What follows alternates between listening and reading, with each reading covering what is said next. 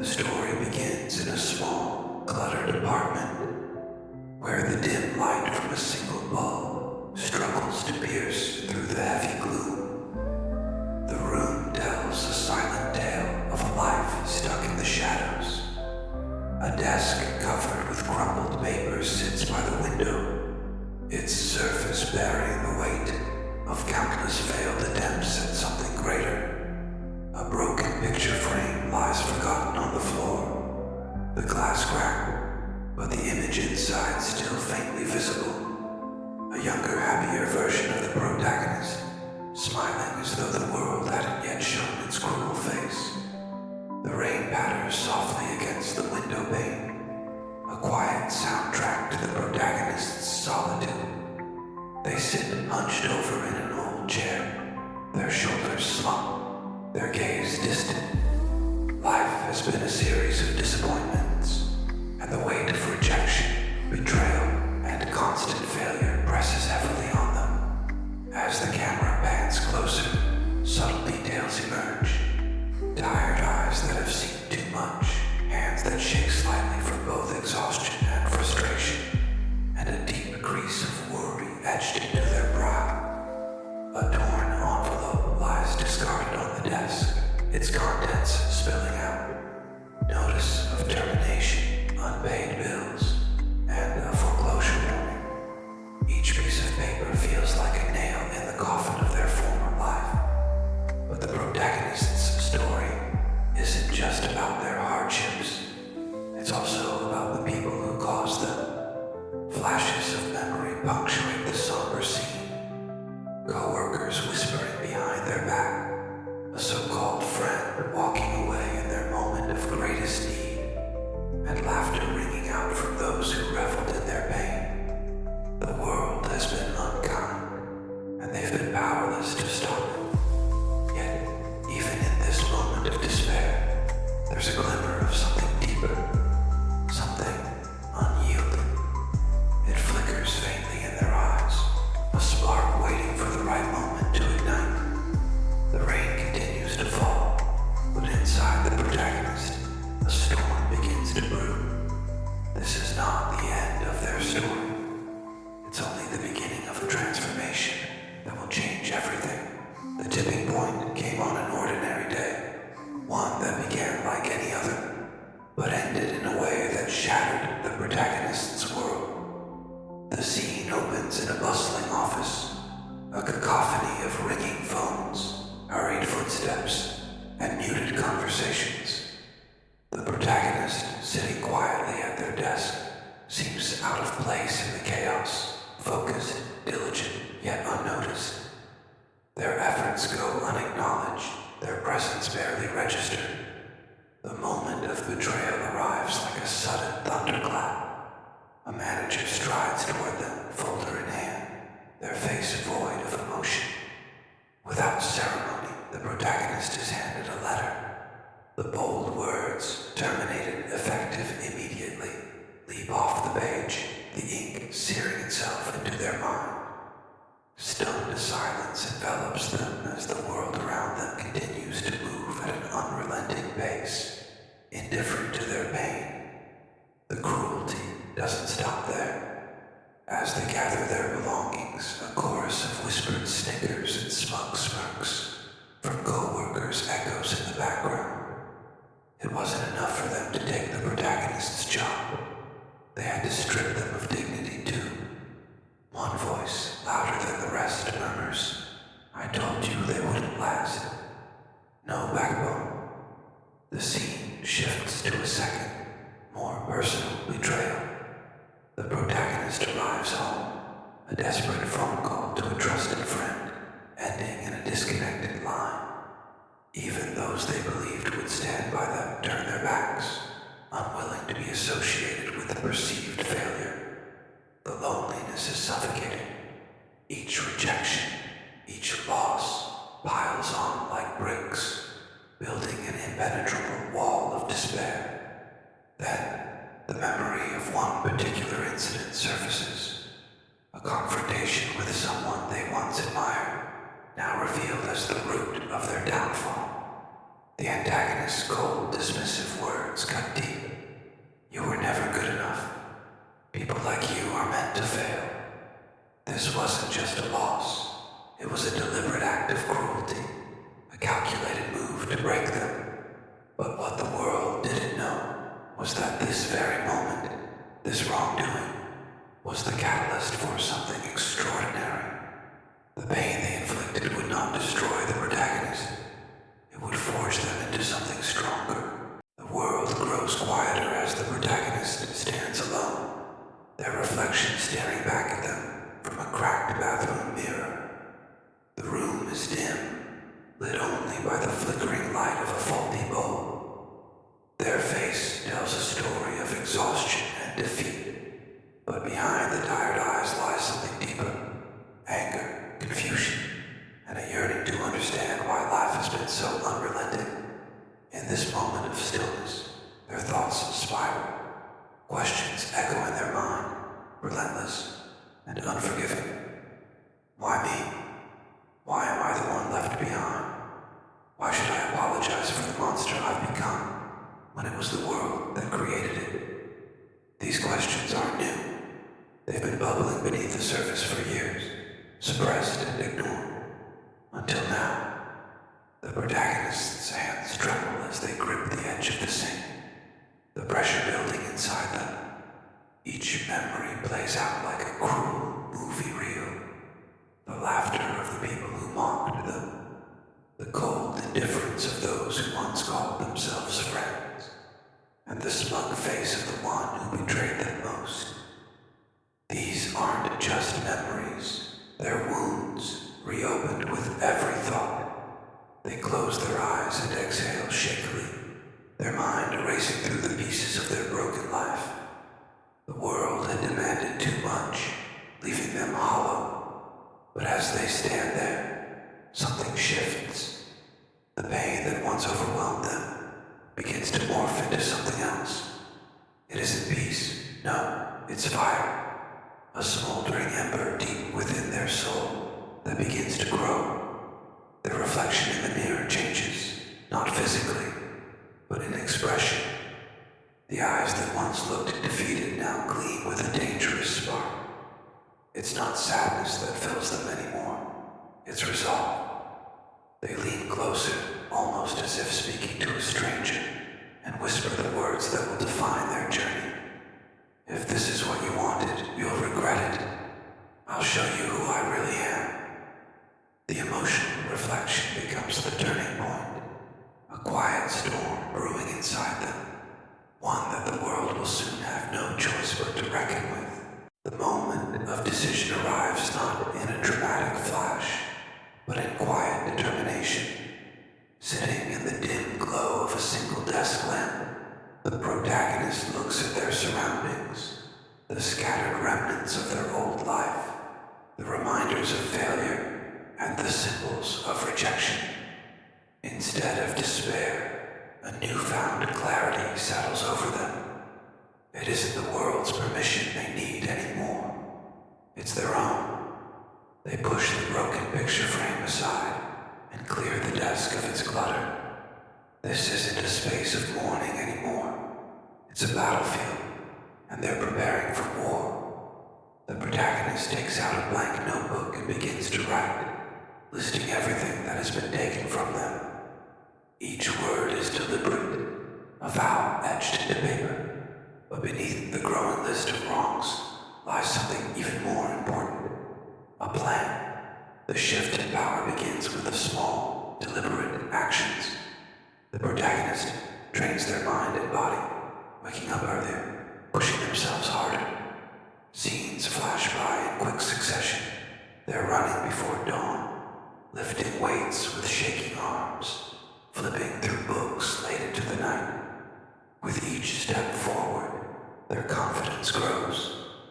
The things that once felt insurmountable now seem like opportunities to prove their strength. The transformation isn't just physical or intellectual, it's emotional. They begin to see the world differently. Where there was once fear, there is now focus. Where there was once anger, there is now strategy. The fire within them burns brighter, but it's no longer uncontrolled. It's purposeful, refined. A pivotal moment comes when they finally confronted the things they've avoided. A return to the places where they were humiliated, the memories they once buried. They don't flinch anymore. Instead, they stare down their fears with unwavering resolve, whispering to themselves, "Not anymore." As the camera pans out, the protagonist's silhouette stands tall, framed against a rising sun. They've crossed a threshold, no longer a victim, but a force to be reckoned with. The world hasn't noticed their transformation yet, but it will. Soon, the ones who dismiss them will understand. The shift in power has begun. The protagonist's journey into transformation is not a smooth ascent. It's a gauntlet of trials, pain, and revelation. The scenes unfold like chapters in a gritty tale of evolution, each moment a testament to their unwavering determination to rise above what was meant to destroy them. It begins with the discipline. Early mornings greet the protagonist with aching muscles and weary eyes, but they refuse to stop. A montage shows them training relentlessly, learning a new skill, sharpening their mind, or pushing their body to its limits. Sweat drips, hands blister, and exhaustion threatens to break them, but they persevere. They are no longer running away from their pain.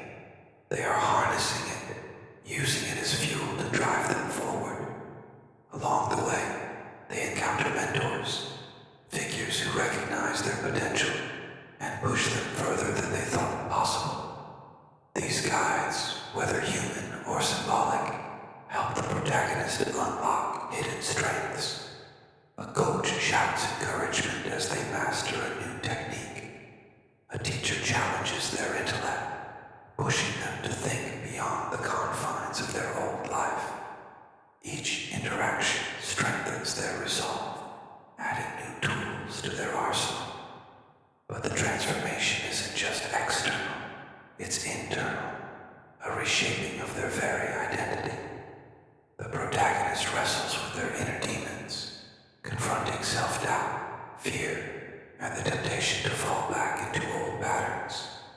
In one powerful scene, they stand in the rain, shouting into the void, releasing years of pent-up rage and sorrow. The catharsis is transformative. As the storm subsides, they emerge renewed, as if shedding their former self entirely. Metaphors highlight the magnitude of their change. The fire within them burns brighter than ever, consuming their weakness and leaving only strength behind. They are no longer the timid shadow of their past, but a force of nature, relentless and unyielding. Their transformation isn't just about becoming stronger. It's about becoming whole, reclaiming the identity that was taken from them. By the end of this phase, the protagonist stands before the world unrecognizable, not because of how they look, but because of the aura they exude. They have become the storm, and soon, everyone will feel its power. The transformation is complete, but the protagonist is no longer who they once were. The emotional depth of their journey radiates through every step they take, every decision they make. This is no superficial change. It is a rebirth, forged in fire and tempered by pain. The emotions driving them, anger, resolve, and a hunger for justice, are raw and consuming. Metaphors frame their journey, painting a vivid picture of the inner turmoil and newfound power. The protagonist describes themselves as a phoenix, rising from the ashes of a life destroyed, their wings now stronger than ever. They are a blade sharpened by the grindstone of betrayal, honed to a deadly edge. Every step forward feels like walking through flames, but instead of burning, the fire only fuels them.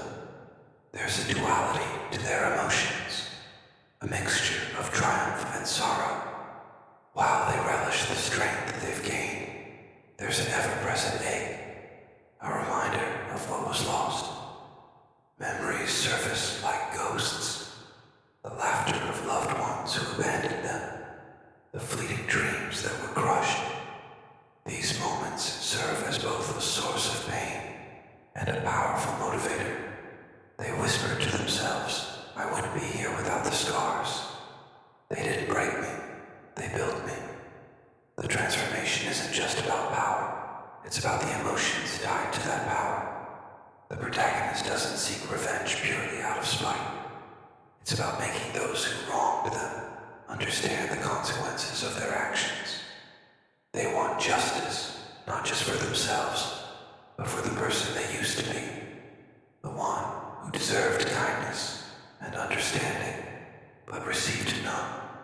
As the protagonist looks out at the world, their emotions reach a crescendo.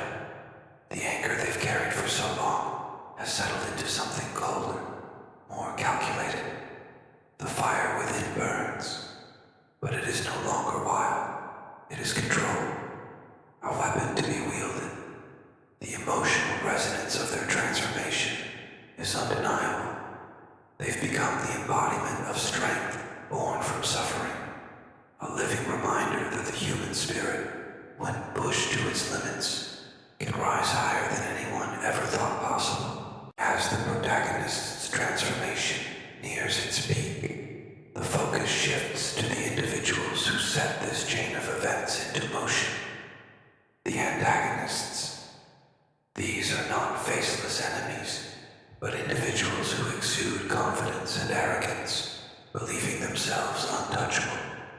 Their dismissiveness, their cruelty, and their complete lack of accountability make them the perfect foil to the protagonist's raw determination. The scene opens in a setting that symbolizes power, an opulent boardroom, a sprawling estate, or a luxurious penthouse. The antagonists sit comfortably, surrounded by wealth and influence. Their laughter echoes through the space, their faces painted with smug satisfaction. They discuss the protagonist, if at all, as though they are a minor inconvenience, a mere footnote in their otherwise perfect lives. Did you hear about them? One antagonist scoffs, swirling a glass of wine. I'm sure they've crawled back into the hole they came from. Others join in, their words dripping with condescension. To them, the protagonist is a joke, someone who dared to challenge their dominance and failed spectacularly. Or so they believe. Flashbacks intertwine with the present, showing the antagonist's role in the protagonist's downfall. A mentor turned betrayer, who once encouraged the protagonist, only to sabotage their efforts out of jealousy. A friend turned foe, who abandoned them in their darkest hour. And the mastermind, the ultimate antagonist, who orchestrated their humiliation and downfall with a calculated cruelty. The antagonists are portrayed as embodiments of unchecked power. They dismiss the consequences of their actions, convinced that their wealth, influence, or status will shield them from any retribution. This arrogance becomes their greatest weakness, a blind spot they cannot see. But something lingers on the edges of their awareness, a faint unease they can't quite place. Shadows seem to grow longer, whispers seem louder, and a sense of foreboding begins to creep into their lives. They don't realize it yet, but the protagonist is no longer the powerless figure they once crushed. The camera lingers on their faces, confident and mocking, setting the stage for the ultimate reckoning.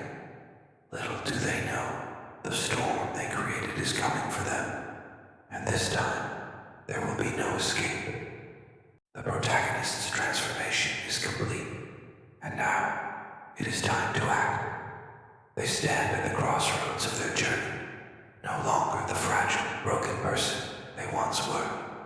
The fire within them burns fiercely, their purpose clear. Reclaim what was taken, and make those who wronged them face the consequences of their actions. The scene begins with the protagonist preparing for their mission. Their movements are deliberate, their focus unshakable. Every step is imbued with purpose, whether they are donning a symbolic item, a jacket, a pendant, a mask, or meticulously laying out the tools they'll need to succeed. This moment is both ritualistic and empowering, marking the point of no return. They thought I was done, they whispered to themselves, their voice steady and cold. But they forgot one thing. I never stopped fighting. The montage shifts to the protagonist, setting their plan into motion. They work tirelessly, gathering information, identifying weaknesses, and formulating strategies. Scenes of hacking into secure systems, making quiet alliances, or infiltrating enemy spaces highlight their cunning and determination. Their newfound strength isn't just about brute force. It's about strategy, intellect, and precision. But as they prepare, the weight of their mission begins to settle in.